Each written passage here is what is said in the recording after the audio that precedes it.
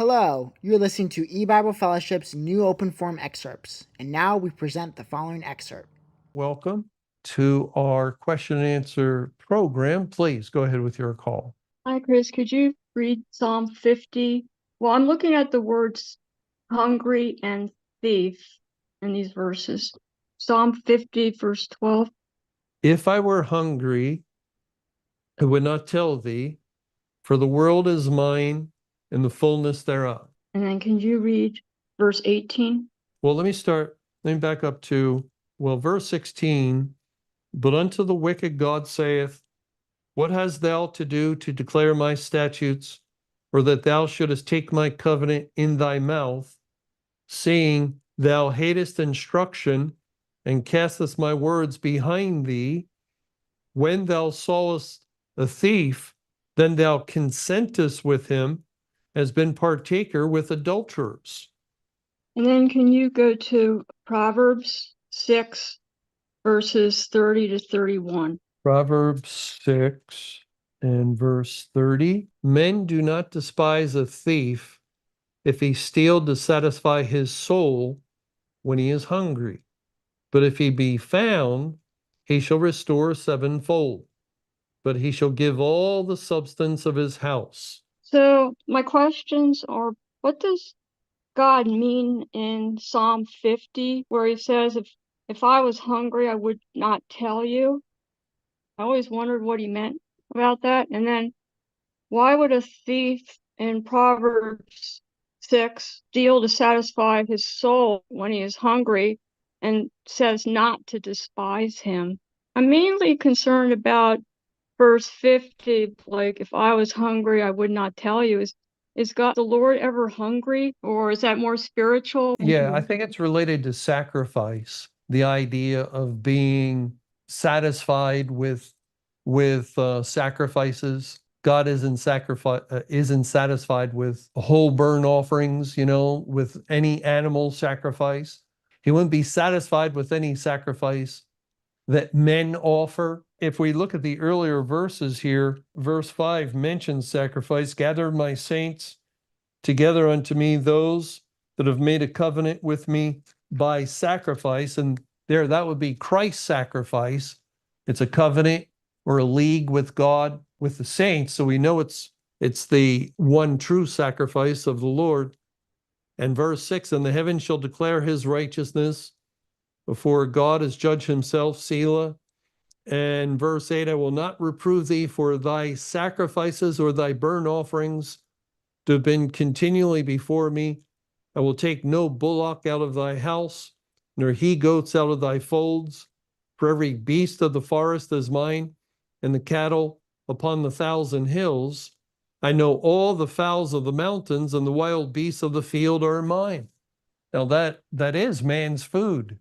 We eat the beasts, we eat the cattle, we eat the fowls. And God's saying he doesn't need the bullock out of your house or man's house or goats out of your folds. He has ownership over all cattle upon all hills, the 1,000 points of completeness. So it'd be all the mountains, all the hills in the world. And he goes on to say in that verse, he owns the world. And so in verse 12, if I were hungry, I would not tell thee, for the world is mine and the fullness thereof. And we can also relate hunger and thirst to righteousness. Remember, as it says in Matthew chapter 5, in verse 6, blessed are they which do hunger and thirst after righteousness, for they shall be filled. And that would, the Beatitudes, the blessings are upon God's people. It's the Lord who places that, or placed that desire within his chosen people to have a thirst, an ongoing desire to do the will of God. Even prior to salvation, he drew us. We were drawn to the things of the Bible, to the doctrines, the teachings of the Bible.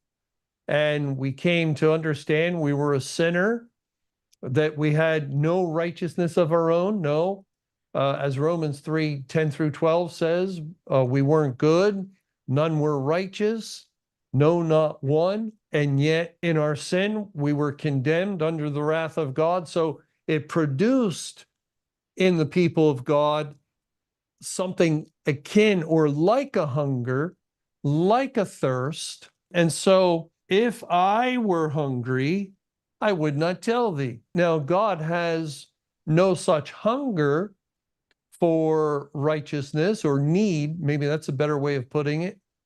He has no such need to hunger and thirst after righteousness. Why not? Because he is righteousness. Jesus is made unto us righteousness. He is the essence of righteousness. All that is right and good and just and holy is in Christ. It's in God. And so that's why he puts it this way. If conditional, I were hungry, of course he's not, but if he were, he wouldn't tell us. It would be within the Godhead. Now, there was an occasion, maybe this is why it's conditional, at the foundation of the world, when Jesus, one of the three of the triune God, was laden with the sins of his people and thereby became filthy and unclean and unrighteous. And so this was performed, it was accomplished when there was no men, there were no creatures, men made in the image and likeness of God. But God tells us later on in Genesis, let us make man in our own image. And then he says, after man sin, he has become as one of us to know good and evil, or to experience evil as Christ experienced evil. And since the Lord experienced evil and was unclean, unrighteous, I'm sure there was a tremendous desire within him to be cleansed. And that could be expressed in the Gospels, in the New Testament Gospel account, as the Lord was demonstrating what he had done at the foundation of the world concerning, can't remember the exact wording, but he expressed a strong desire, how I am constrained until it be accomplished, until he go to the cross, and until this tableau be completed and be fulfilled. And that could express the desire of Christ at the point of being laden with the iniquities of his people at the foundation of the world. Oh, how he would have greatly desired to make payment to rid himself of such iniquity, the ugliness of sin. And that's what he did in death. In death, payment was made, and he was washed by the fires of hell or the grave, and he rose from the dead, declared to be the Son of God, and also all righteous, all glorious, all holiness once more. No unclean thing in him, because all that wickedness was paid for. Thanks for watching, and be on the lookout for more new Open Forum excerpts that will be added periodically.